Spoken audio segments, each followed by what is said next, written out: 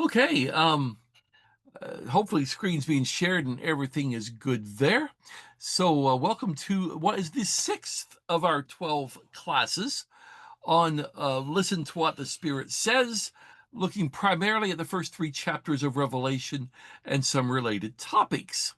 Last week was when we really began looking at the text of the letters. And last week we were in Ephesus, and we Ephesus would have been the first city a messenger from Patmos would have come to. They possibly could have had a ship from Patmos to the harbor in Ephesus. It may be that they just came right up the street there and into Ephesus that way. But Ephesus, major city of the Roman Empire, fourth city of the Roman Empire, and there's quite a bit's been excavated. So we did a little walkthrough last week, but of note was the street towards from the harbor on up, and we saw the theater there. We saw the library. We saw some of the other buildings that were there. But the message to the Christians in Ephesus was you need to return to your first love. You need to get back to what you were doing. They had slipped up a bit. So tonight we're moving on up to the second of the letters, and that's the letter to Smyrna. Um, and I've subtitled this one, for my notes at least, Life in the Midst of Death. And that's a theme that's going to come through a certain part of this letter. That line I want to use tonight. I want to look again at a little bit of the history of what it was like in Smyrna in the first century in Roman times.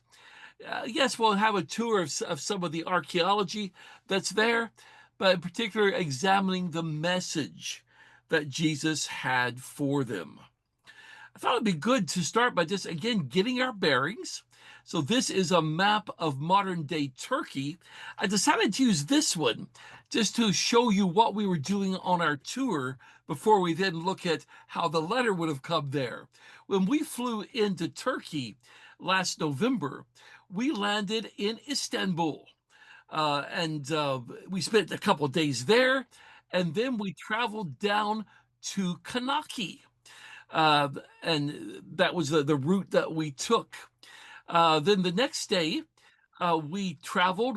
It's when we ended up that day. There's Kanaki. I should have already clicked that one, but we ended up all the way down in Izmir. But this is the day we started our looking at the biblical sites, and of note was Troas, and we spent some time there. I may say something about Troas in our last lesson.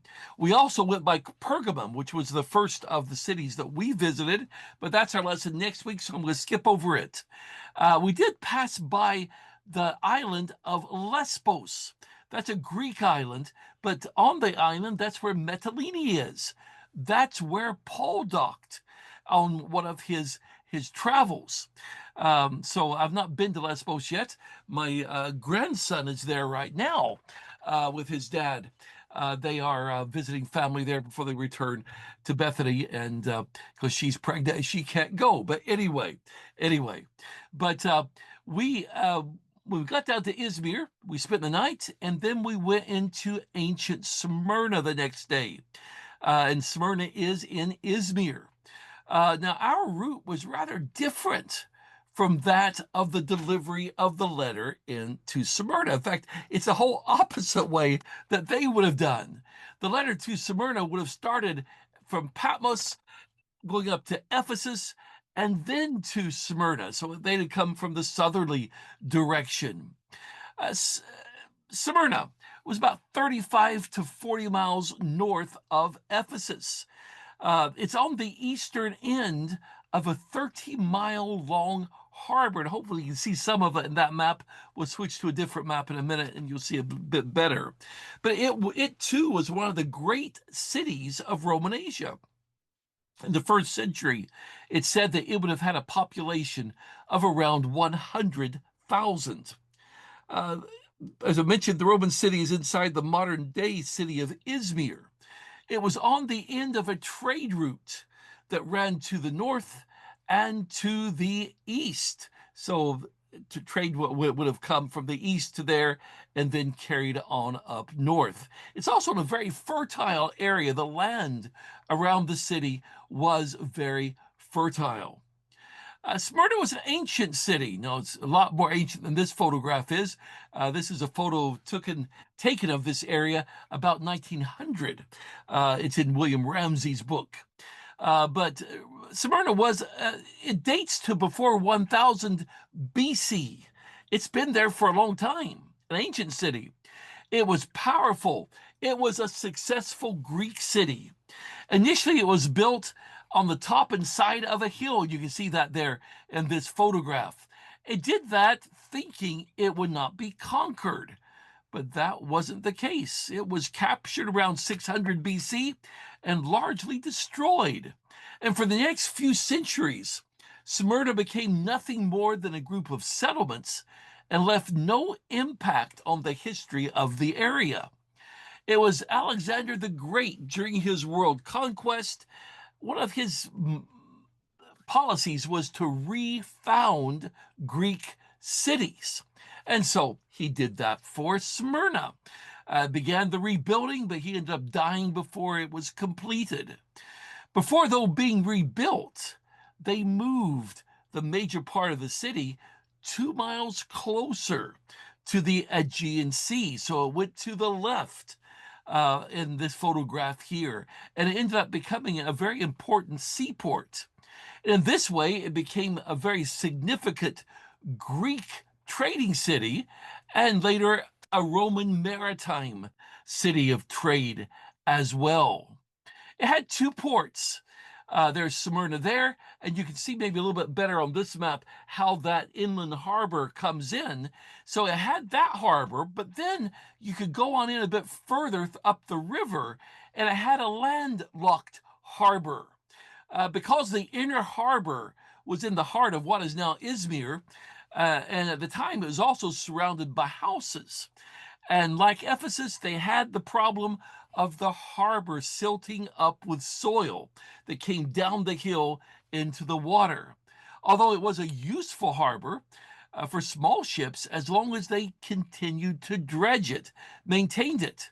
It was in 1402 AD that the harbor was closed during a siege, and the new government, after the siege was over, never reopened the harbor, and it silted up. And add to that the increasing size of ships, and the harbor had really become a bit impractical as well. Today, there's nothing left of that inner harbor, although from what Ramsey wrote, it could still be seen in the middle of the 1700s. Because of it having an active harbor, a close association with Rome was formed very early during the time of the Republic, long before the empire. They had common interests with Rome in maritime trade, and they made an alliance of friendship. And they also had common enemies, initially being the Seleucids, who was the Greek general in control of this area after Alexander the Great, and then his descendants. And this alliance of friendship continued through later conflicts. The Smyrnians were proud of their faithfulness to their alliance, and the Romans acknowledged it. Cicero called Smyrna the city of our most faithful and ancient ally. They were close in with Rome. It was a seat of emperor worship when they built a temple to Tiberius. To build this temple, they had to compete with Ephesus and with Pergamum for the honor of erecting a temple to Tiberius Caesar. He was reigning at the time, and it's Caesar and his mother Julia. In 26 AD, they argued before the Roman Senate that this temple should be built in Smyrna because of their faithful friendship for ages, long before Rome became a world power. And the Romans agreed with them. This was one of the cities where the emperor cult, along with many Jews, sought to eradicate Christians. Persecution, particularly under Nero, was very severe.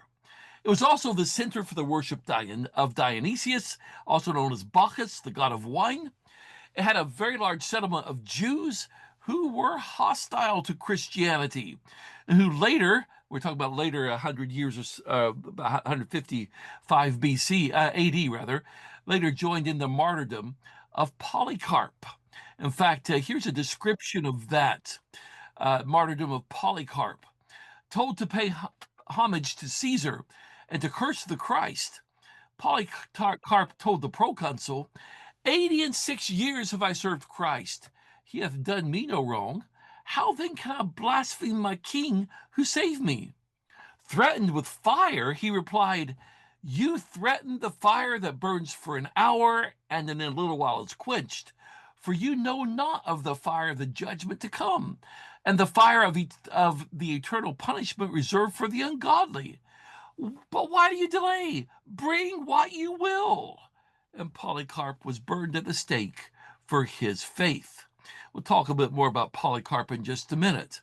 But Smyrna itself was a beautiful city, and the Smyrnians were proud of that. William Ramsay said the frequent legend on their coins, first of Asia, was contested by Pergamum and Ephesus. We talked about that last week, maybe the week before. All three were first of Asia in one respect or another. Smyrna defined her rank on some coins as first of Asia in beauty and size. Strabo, another writer, says its beauty was due to the handsomeness of the streets, the excellence of the paving, and the regular arrangement in rectangular blocks, much like our cities are today. It had long, straight streets, double-tiered colonnades, a library, a university. I read that it had one golden street that ran from one end of the city to the other. Part of its beauty was its setting with the hills and the sea. Aelius Aristides, who lived from 117 to 187, so just after the time we're looking at, but he mentioned that one of its beauties was the groves of trees, and he wrote about the city's lovely views, its gymnasia, its markets, its theaters, its numerous baths, its fountains and public walks. And he said there was running water in every home. That's something to think about, being early second century there. Uh, he's uh, he's struggled to find the language to paint the beauty of the city, and he lived there much of the time. So he compared it to ancient Athens, but said that Smyrna was the ideal city on the earth, that it was a star in the heavenly constellation. He said it sat much like this depiction of a statue. I'll talk about it in a minute, but it said it sat with its feet on the shore and harbors and groves of trees, its middle parts equally above the plain and beneath the summit, and its top gently arising to the Acropolis, the old city, which gave a wonderful view of the sea and the city, and always stood as a beautiful ornament over the city. He said that Smyrna was a flower of beauty, such as earth and sun had never shown to people before. And they even had good weather. They had a westerly breeze from the sea, which would blow through the city, a pleasant coolness in the heat of the summer. And this has been recorded through the ages as a feature of this particular city. Strabo, another, I think he's a second century writer, said the town suffered, though, from one disadvantage. Some of the lower levels of the city were difficult to drain. And really, that's one disadvantage of that breeze that came through. It brought moisture, which fell as rain, which brought flooding, and it brought silt into the harbor and clogged it. So it did have some problems. Although, interestingly, when the citizens of Smyrna talked about how beautiful it was, it didn't mention any of the defects that the city had. Ramsay wrote, frequent earthquakes have devastated it, but only seem to give it the opportunity for restoring itself more beautifully than before. No conquest and no disaster could permanently injure it. It occupied the one indispensable situation. It was the doorkeeper of a world. There was a ridge of hills running from the sea, which made it an ideal line of defense. And of course, Mount Pagos gave it the ideal acropolis, which was, as Ramsay put it, a striking ornament to crown the beauty of the city. Those who lived there, besides being proud of their city, they were proud of their distinction in every branch of literature. They boasted that they were the city of Homer, the writer of the Iliad and the Odyssey, who had been born and brought up near the river Meles, which is very near Smyrna. There's even a temple of the city called Homerion, and he was featured on some coins. Apollonius of Tyana encouraged those in Smyrna to be more proud of their own character than just the mere beauty of the city. He said the real beauty of Smyrna was the people. Here's what he wrote. He said, though it is the most beautiful of all cities under the sun, and makes the sea its own, and holds the fountains of Zephyrus, yet it is a greater charm to wear a crown of men than a crown of porticos and pictures and gold beyond the standard of mankind. For buildings are seen only in their own place, but men are seen everywhere and spoken about everywhere, and make their city as vast as the range of countries they can visit. Smyrna was widely known in the first centuries as a great center of medicine. We're going to find a lot of these cities were. It had a busy agora, the center of the city's athletic and artistic and spiritual and political life. There was a theater on the side of Mount Pagos that could seat 20,000 people. Of course, they were also a religious people, worshiping various gods. We've already mentioned that they won the privilege of building the temple to Tiberius, so emperor worship was popular here. The goddess of Smyrna was the mother goddess Cybele, and that's her depicted here on this drawing of a coin from Smyrna. And this was the image in Aristides' mind when he spoke of Smyrna as being a statue sitting with her feet in the sea and head wearing a crown of buildings. The image of Cybele is found frequently on the coins of Smyrna. The local variety of Sibylline worship was known as Sibylline Mother, famous in myth and history as Sipylus. And many of the alliance coins, and they struck coins when they had an alliance with another city-state. And many of these coins, Cybele represents Smyrna. The river Meles, short river from source to where it exits in the sea, but it was very near Smyrna. It was regarded as sacred. It was worshipped as a healing power. Nemesis was worshipped, but they viewed this goddess differently from others. It was viewed as a pair, as this coin depicts, rather than a single figure. The streets of the city took their names from the various temples to pagan gods. James Hastings, in his Dictionary of the Bible, written about the same time as Ramsay wrote, said the most splendid street in ancient Smyrna was called Golden Street. It led perhaps from the temple of Zeus on the hill over the sea to the temple of Cybele on the hillock east from Smyrna called Tepeac, if, as is probable, this temple stood there, issuing from the city possibly through Karakupu. The citizens of Smyrna were dedicated to, they were proud of their city.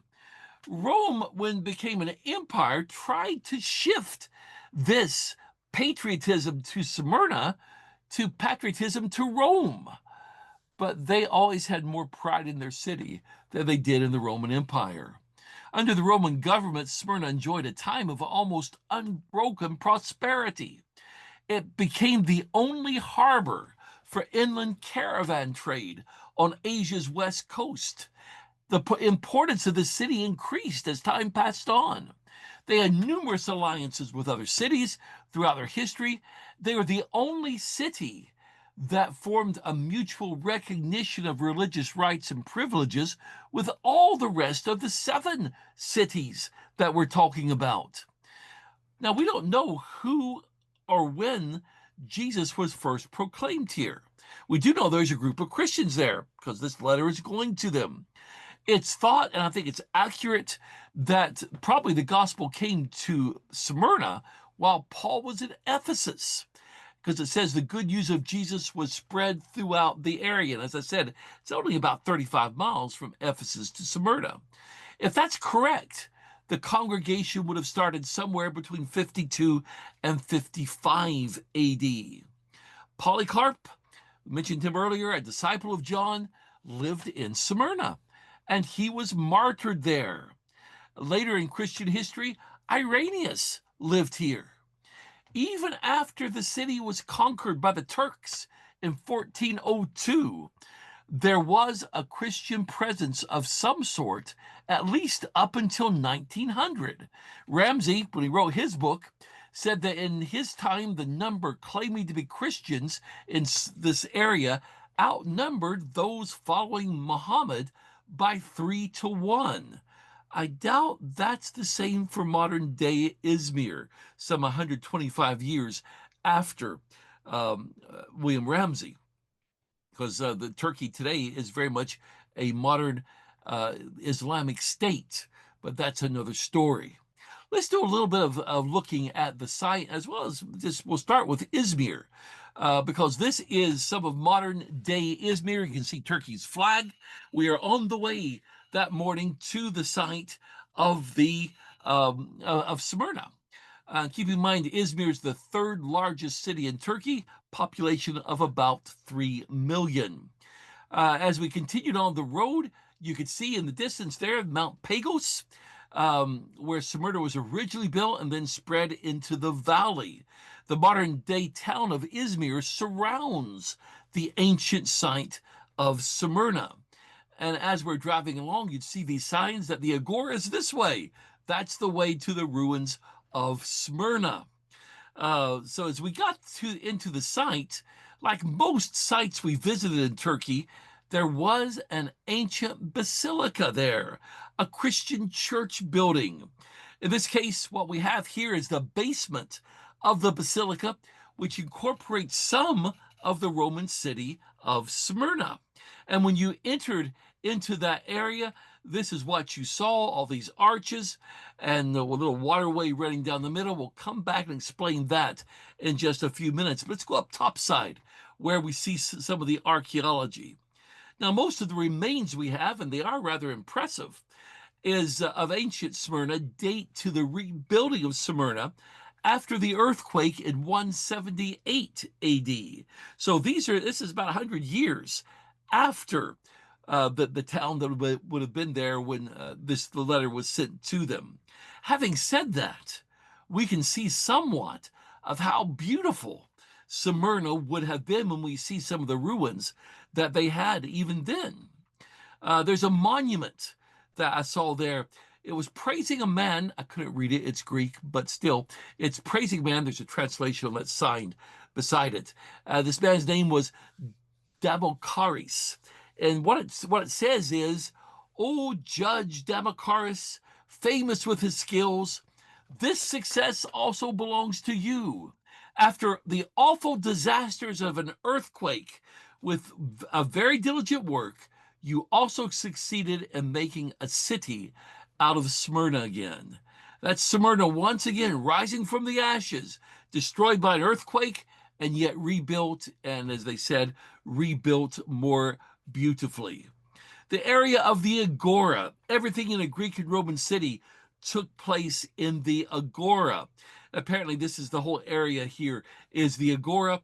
Of course, they have quite a number of things that have been excavated just on display there, and you could walk amongst them.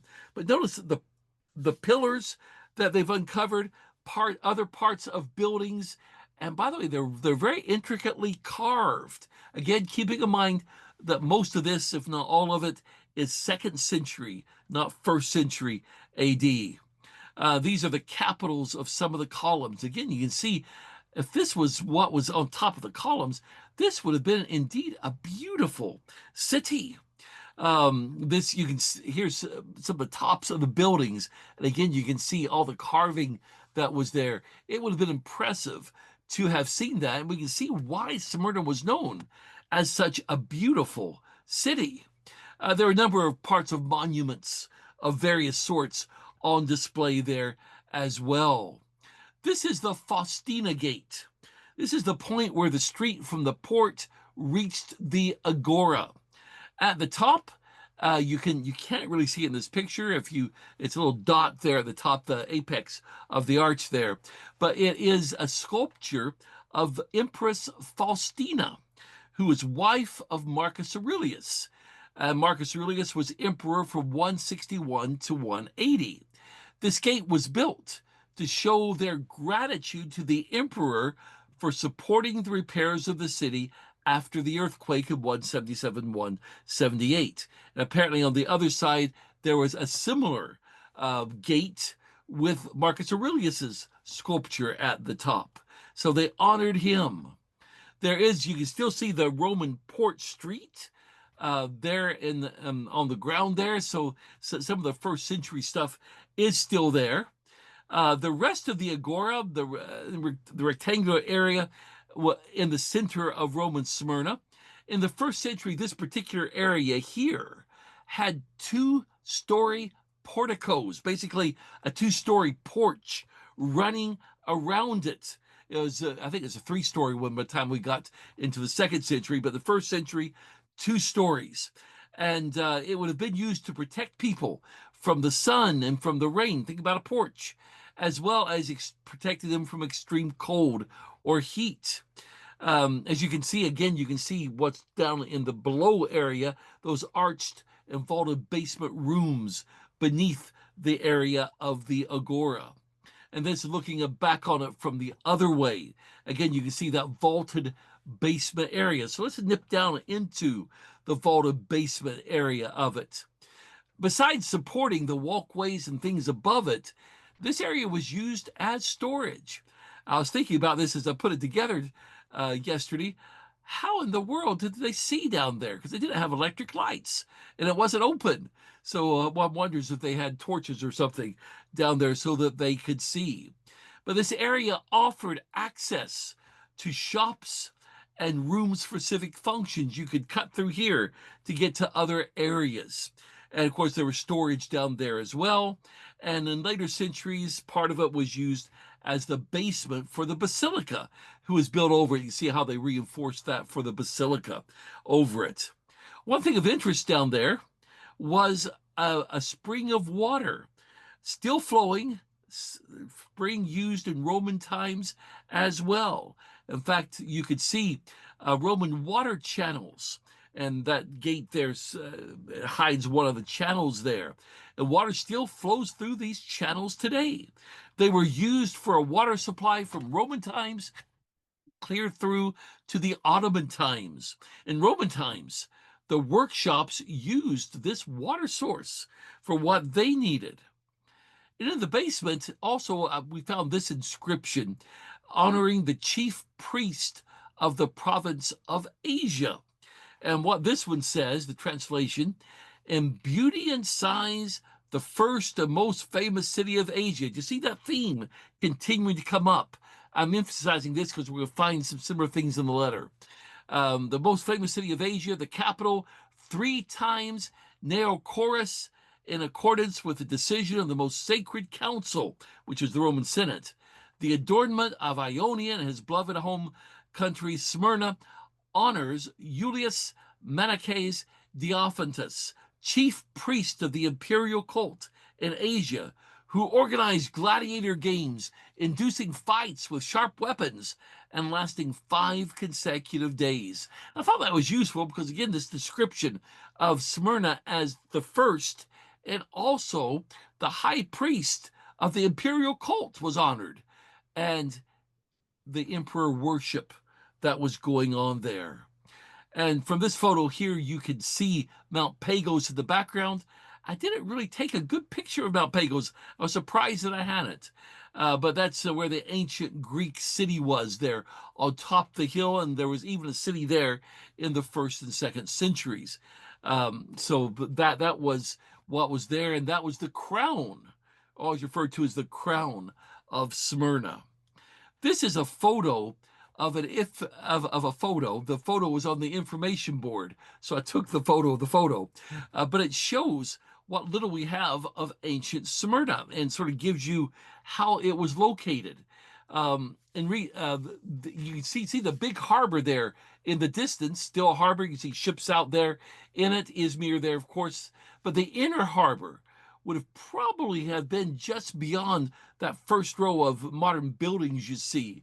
So Smyrna itself was built right on the edge of the inland harbor, and the other harbor very much accessible as well. In recent years, by the way, they've discovered two new buildings. On the west of the Agora, they've discovered the Bouleuterion, where the city council met in an amphitheater. We showed a photo of one in Ephesus last week. Excavations are still ongoing from what I understand, but they say it could seat 450 members of the council. It was a big city. There's also, they've discovered a mosaic hall, a large building with a mosaic floor, so they're calling it a mosaic hall. It's under the cover there in the center of this photo. And we were able to walk past that. Maybe you can see some of the intricate mosaics there in the floor that they've uncovered. It's assumed that this hall was used for social and political purposes. And a third building, this is going back to this photo, that's still being excavated is the baths. The excavations, again, from what I read, are still ongoing, but it was located between the inner harbor and the agora, and the idea being that the agora, that this would be the first stop of sailors coming into Smyrna. They get off their ships where they've been for months, go to the baths, get cleaned up, and then head into the agora. So that's what we could see of the ruins of Smyrna, not first century, sadly, but at least we were able to see quite a bit of some of the beauty that would have been in Smyrna. So let's get into the text.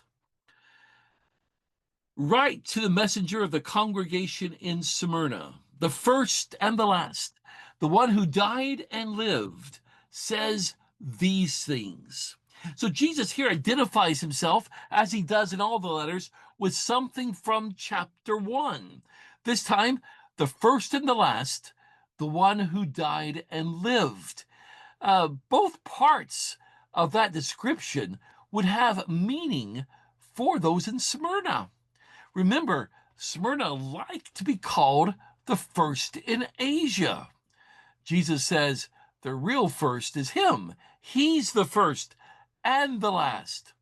Gene West, in his commentary, says, since Smyrna prided herself as the first city of Asia, first of beauty, literature, loyalty to Rome, the Lord's words seemed to take on additional meaning when he referred to himself as the first and the last who was dead and came to life. Jesus seemed to be saying, whatever greatness Smyrna may have in her own sight, his greatness is above all. And that last part, who was dead and came to life, also appropriate for those facing death. Jesus had been there. He died and now lived. William Ramsey says the idea is not that life begins a second time after a period of death, but that life persists in and through death. And that's the history of Smyrna as well. They would have understood that idea. When the Lydians destroyed Smyrna for 400 years, there was no city. Instead, there was a federation of small villages. Smyrna as a city was dead, but it was still alive in the villages. And there's an inscription to that effect, mentioning that Smyrna existed even though it had been destroyed, because it had not yet been refounded. When the Greeks conquered the area, they once again became an autonomous, self-governing Greek city. Ramsey wrote, Strabo emphatically says that Smyrna was obliterated from the roll of cities for 4 centuries. But other authorities speak of Smyrna as a state existing during that period of annihilation.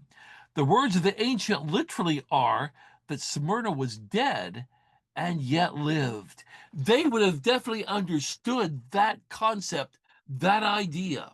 But Jesus says, I'm the one who's bringing you this message. So what's his message? Verse 9. I know your distress and poverty, but you're rich. I also know the slander of those who call themselves Jews and are not, but they are the synagogue of Satan. Jesus was aware of their condition. There was distress. And some translations use the word tribulation there. That's simply an Old English fancy word for troubles. They had troubles. The Greek word literally means to suffer severely. And they were in poverty. And keep in mind, Smyrna was a very rich city, but the Christians are impoverished. We'll talk about that in a minute, as well as they were being slandered. Some translations, blasphemy, literally to speak against.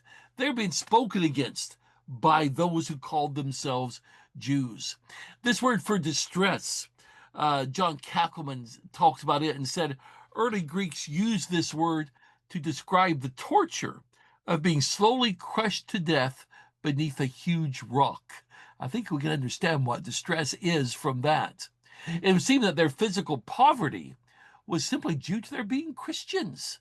Either their possessions had been forcibly taken from them, or possibly they were not being permitted to conduct business because they would not worship the emperor. Again, Jon Galloway wrote, these brethren lived in one of the most prosperous cities, but because they believed in Jesus, they were deprived. Imagine how terrible it would be to look around and see everyone enjoying life, but you have nothing, all because you believe in Jesus Christ. They had lost their jobs, houses, all things. But Jesus says, although they were impoverished, in reality, they were rich. They were rich where it counted. They were rich in spiritual blessings because of their faithfulness through their suffering. It would seem that a lot of their problems stemmed from the Jewish population. The Jews were the ones speaking against them, as we see really throughout the book of Acts. Yet Jesus says they're really not Jews. They're not God's people. Ramsey says the precise facts cannot be discovered, but the general situation is unmistakable. The Smyrnian Jews were, for some reason, more strongly and bitterly hostile to the Christians than the Jews of Asia generally. And Jesus says they're not God's people. They're really of the synagogue of Satan.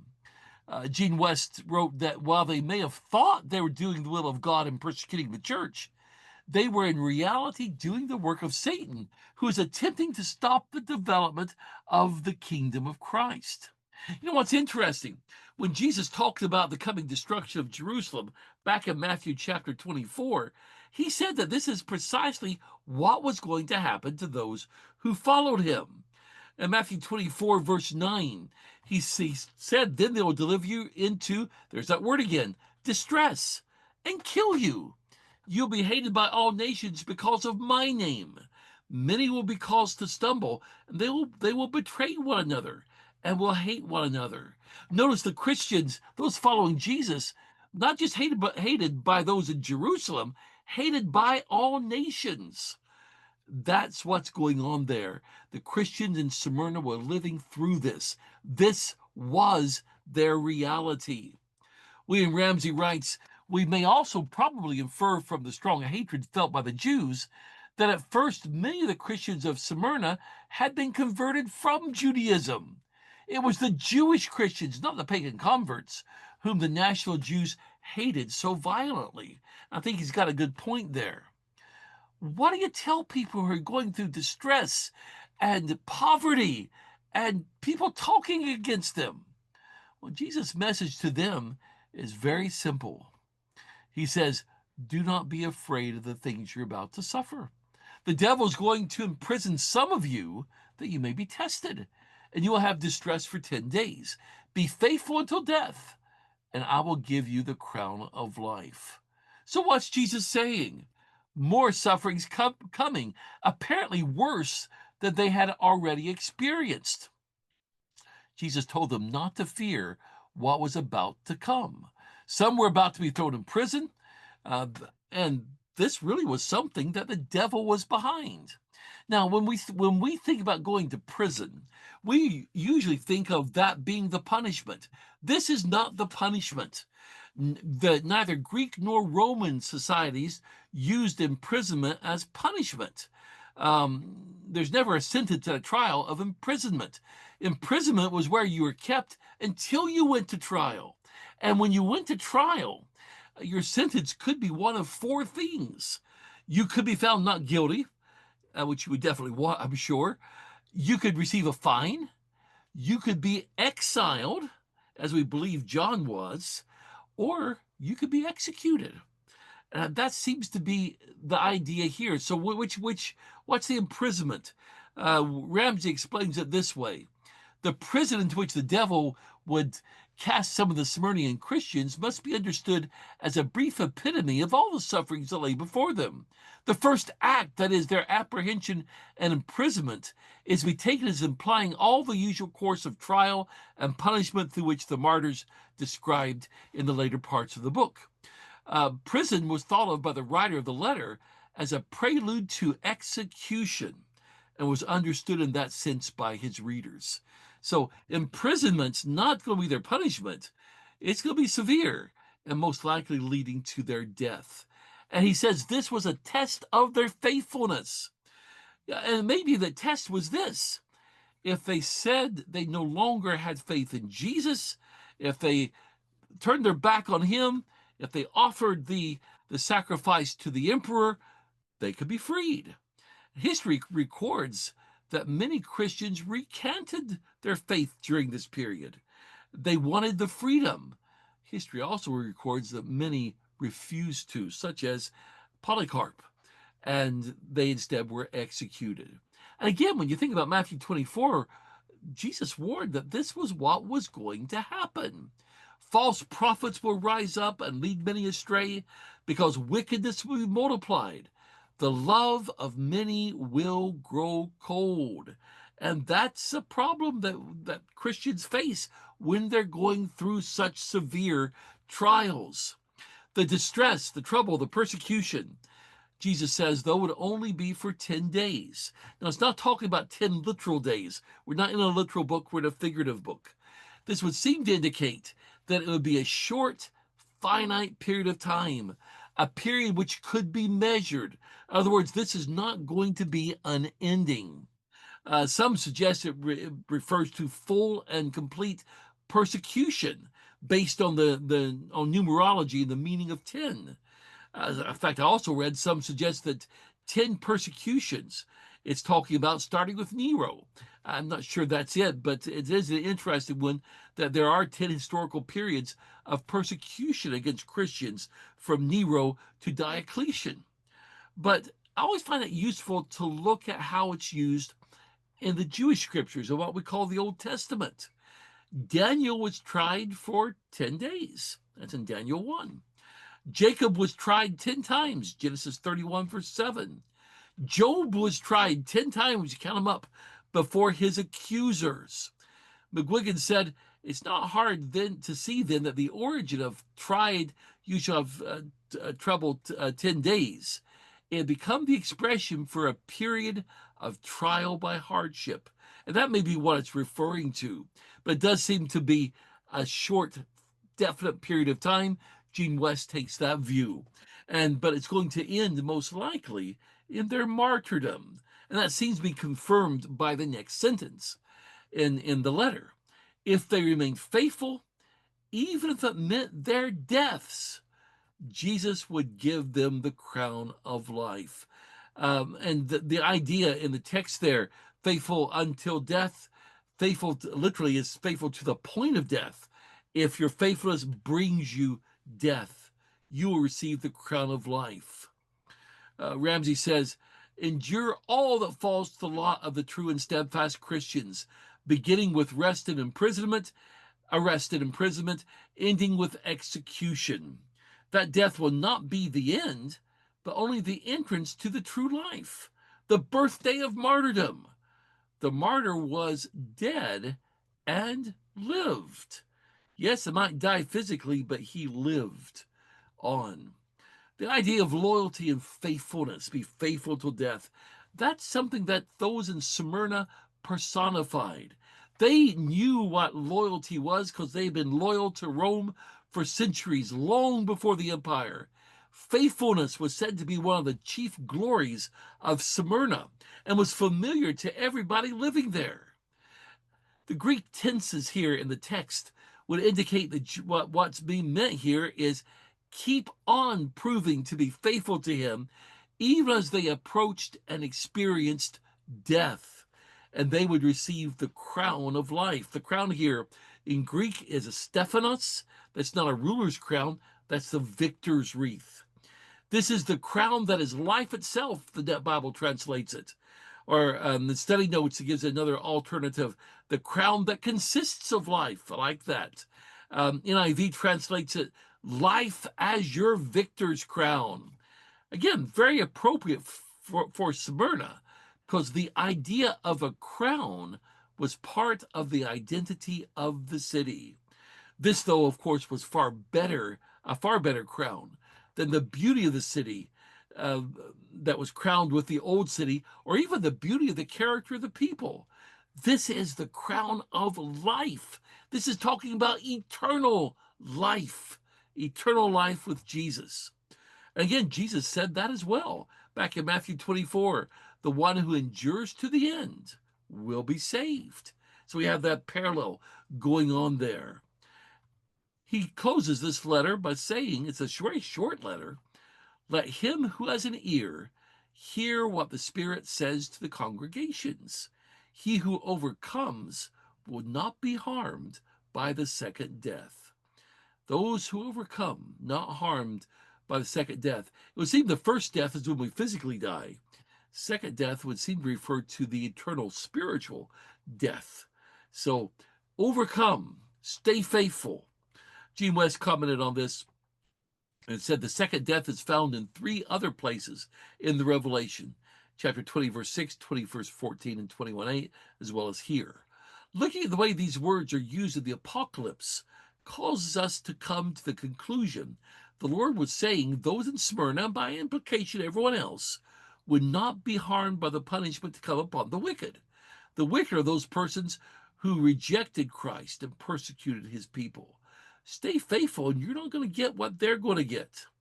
By the way, as we read through that letter, did you notice something? The Christians in Smyrna only received praise from Jesus. There's nothing to correct as there had been in Ephesus.